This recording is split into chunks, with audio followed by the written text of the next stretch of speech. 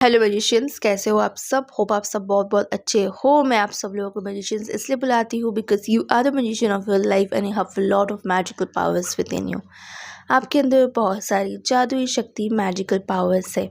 तो आज मैं आप सबके लिए फिर से लेके चली आई हूँ महाभारत सीरीज़ की एक और नई वीडियो। और आज की इस वीडियो में हम बातें करेंगे महामहिम भीष्म की गलतियों से हमको क्या क्या सीखने को मिलता है। महामहिम Bhishma, he was a noble man, he was a kind man. वो बहुत अच्छे इंसान थे। He was a nice man, okay. और he was one of the most powerful and prominent characters of Mahabharata. Mahabharata के एक बहुत ही प्रोमिनेंट कैरेक्टर में से एक थे महामहिम भीष्म। थोड़ा बैक स्टोरी पर चलते हैं। महामहिम भीष्म के जो पिता थे वो राजा शांतनु थे। तो उन दिनों जो हस्तिनापुर का जो राजा था वो राजा शांतनु थे। तो वो राजा शांतनु और गंगा के पुत्र थे, इसीलिए उनको गंगा पुत्र नाम से भी वो जाने जाते थे। पर उनका नाम था देवव्रत, उनका असली नाम देवव्रत थे महामहिम भीष्म का। सो उनमें वो सारी सामर्थ्य थी, competency, potential to become the next king राजा शांतनु के बाद, क्योंकि वो ज्येष्ठ पुत्र भी थे राजा के। तो राजा शांतनु के बाद नेक्स्ट किंग बनने की हर एक सामर्थ्य उनमें था। तो अब चलते हैं। राजा शांतनु उस टाइम पे अपना दिल दे बैठे थे सत्यावती को। और सत्यवती जो थी वो थोड़ी इनसिक्योर हो पड़ी, डाउट होने लगा उनको, और वो डरने लगी कि अगर राजा की प्रथम स्त्री के पुत्र आगे जाके राजा बनते हैं तो सत्यवती की जो आने वाली जो पीढ़ी है, जो जनरेशन है, उनका क्या वैल्यू रह जाएगा हस्तिनापुर में, राज्य में और राजसभा में।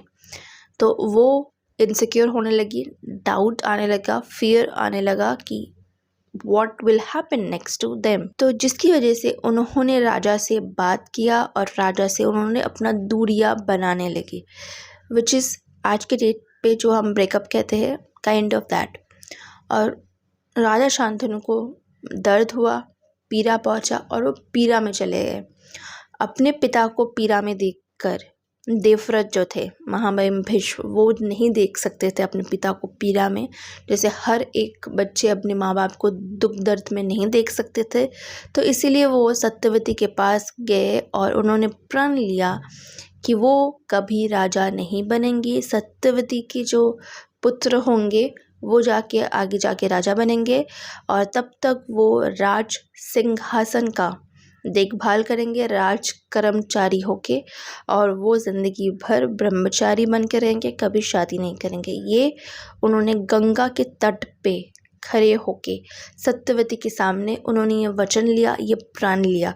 और उनका ये प्रण ही one of the biggest reason, I think this is the reason जिसकी वजह से महाभारत का युद्ध हुआ। तो खामखा द्रौपदी को बदनाम करना बंद कर दो, ठीक है। It was this decision of महामहिम भीष्म जिसकी वजह से महाभारत का युद्ध हुआ, क्योंकि सत्यवती के जनरेशन ही आगे जाके राजा बने। फिर धृतराष्ट्र पुत्र और पांडु पुत्रों के बीच महाभारत हुआ। अगर भीष्म राजा बनते और शादी करते तो उनकी पीढ़ी आगे बढ़ती, राइट, राजाओं के रेस में, तो महाभारत का युद्ध शायद ही नहीं हो पाता। राजा शांतनु ने अपने पुत्र को इतना बड़ा बलिदान करते हुए देख के अपने पुत्र का नाम भीष्म कर दिया, और उनको वरदान मिला इच्छा मृत्यु की। मतलब उनके इच्छा के बगैर उनकी मृत्यु नहीं हो सकती थी। Let me tell you something, Bhishma ने जब ये प्रण लिया उस टाइम पे सत्यवती और राजा शांतनु की शादी नहीं हुई थी, कोई बच्चे नहीं थे। तो भीष्म ने प्रण लिया, अपना अधिकार को त्याग दिया, किस भरोसे कि आगे चल के जो बच्चे, जो पीढ़ी का जन्म ही नहीं हुआ, वो जाके उनमें वो सामर्थ्य होगा कि वो सिंहासन और हस्तिनापुर का देखभाल कर सकते, राजा बन सकते हैं। तो जो बच्चे जन्म नहीं लिए थे, उन बच्चे की सामर्थ्य को बिना जचे ही भीष्म ने इतना बड़ा प्रण ले लिया। तो उनकी इस गलती से हमको क्या सीखने को मिलता है। उन्होंने अपने पिता को पीड़ा मुक्त करने के बारे में सोचा, पर it was a temporary solution. जो प्रण उन्होंने लिया अपने पिता को पीड़ा मुक्त करने के लिए, it was a temporary solution. उन्होंने टेम्पररी शॉर्ट टर्म सोल्यूशन ढूंढ के निकाला, उन्होंने लॉन्ग टर्म का नहीं सोचा। कि आगे जाके क्या क्या हो सकता है, हस्तिनापुर के लोगों को क्या क्या चीज़ों से गुजरना पड़ सकता है, उन्होंने नहीं सोचा उनको क्या क्या चीज़ों से गुजरना पड़ सकता है। बिकॉज अगर आप महाभारत पढ़ोगे और देखोगे then you will realise what all Bhishma had to go through. Bhishma को इनफैक्ट राजा शांतनु तो उनके देहांत हो गई। They both went through a lot क्योंकि उन्होंने ऐसे डिसीजन लिया। सो कभी भी ज़िंदगी में शॉर्ट टर्म टेम्पररी सोल्यूशन नहीं, किसी से भी इन्फ्लुएंस्ड होके नहीं, लॉन्ग टर्म का सोचो। Okay, permanent solution, not short term, no temporary solution. Number 2 जो उन्होंने गलती किया, उन्होंने एक पुत्र का फर्ज निभाया, अपने पिता को पीड़ा मुक्त किया, पर वो राजा के पुत्र थे, राज परिवार से वो बिलोंग करते थे, तो उनका राज धर्म भी बनता था। राज धर्म उनका समाज के प्रति, हस्तिनापुर के सैनिकों को प्रति, हस्तिनापुर की प्रजाओं के प्रति, पर उन्होंने सिर्फ अपना पुत्र का धर्म निभाया, अपना राज धर्म वो निभाना भूल गए। हर बच्चे चाहते हैं कि उनके माँ बाप की पीड़ा वो दूर करे, विच इज़ गुड, पर उन्होंने हस्तिनापुर के लोगों के बारे में नहीं सोचा। उन्होंने प्रण ले लिया उन बच्चों की सामर्थ्य के ऊपर भरोसा करके जो बच्चे उस टाइम पे जन्म ही नहीं लिए थे, क्योंकि राजा शांतनु और सत्यवती की उस टाइम पे शादी ही नहीं हुई थी, ये दूसरी शादी उनकी नहीं हुई थी। वो राजा के पुत्र थे, तो उनका डिसीजन समाज पर, हस्तिनापुर पे बहुत बड़ा इम्पैक्ट जो है वो क्रिएट किया था। हम अगर नॉर्मल इंसान हैं तो ऑफकोर्स हमारी डिसीजन इतने लार्ज एक्सटेंट में इम्पैक्ट ना पड़े समाज में, but in small scale also impact होता है। हमारी हर एक डिसीजन हमारे साथ साथ, हमारे परिवार परिजन के साथ साथ सोसाइटी पे इम्पैक्ट लाता है। तो बी वेरी माइंडफुल, हमेशा सोचकर ही डिसीजन लिया करो, ठीक है। सो अभी पॉइंट नंबर 3 पे चलते हैं, उनकी गलतियों की।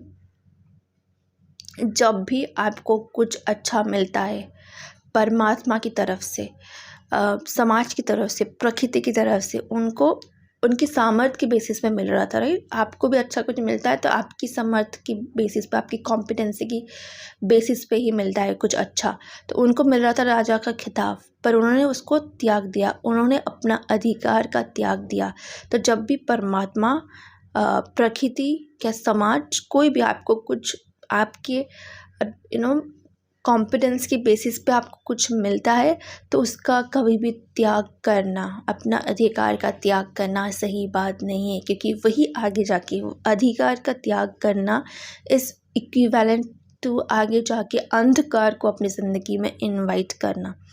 क्योंकि अगेन मैंने कहा कि अगर आप महाभारत पढ़ोगे और दिखोगे तो आपको समझ आएगा कि उनको क्या क्या चीज़ों से गुजरना पड़ा, उनकी इस डिसीजन की वजह से। उन्होंने अपनी आँखों के सामने कितना कुछ देखा। और ऑल्सो महाभारत की युद्ध की अगर हम बातें करें तो उनकी वो डिसीजन सिर्फ और सिर्फ हस्तिनापुर में सीमित नहीं रही, सिर्फ कुरु डायनेस्टी के बीच में लड़ाई नहीं हुआ महाभारत के युद्ध। महाभारत की युद्ध में पूरा आर्यव्रत, आर्यन रीजन जो है, सारे राजाओं, सारे सेनाओं ने, सैनिकों ने पार्टिसिपेट किया था और कितने सारे लोगों की मृत्यु हुई। सो उन्होंने अपना पर्सनल धर्म तो निभाया, एक पुत्र होने का धर्म तो निभाया, पर वो समाज के प्रति अपना राज धर्म निभाने में उनसे भूल होगी, चूक होगी। तो धर्म, श्री कृष्ण ने आके उनको कुरुक्षेत्र के मैदान में ये कहा कि उन्होंने धर्म को अच्छे से समझा ही नहीं, पहचाना नहीं। धर्म वो होता है जो आपके साथ साथ आपके परिवार परिजन के साथ साथ समाज को समृद्ध करे। महामहिम भीष्म की गलतियों से ये मुझे समझ आया क्या क्या हमें सीखना चाहिए। अगर आपको कुछ और लगता है कि हमें कुछ और भी सीखना चाहिए, कुछ और सीखने को मिल सकता है इससे, तो आप नीचे कमेंट करके ज़रूर बताना, ताकि जब भी कोई इस वीडियो पे आए सिर्फ और सिर्फ मेरी बातों से नहीं, आपके कमेंट से भी उनको कुछ सीखने को मिले। और also I can also learn something from you जो मुझे नहीं पता है, ठीक है। तो आप सबसे मिलते हैं अपने नेक्स्ट वीडियो में। Till then bye and take care.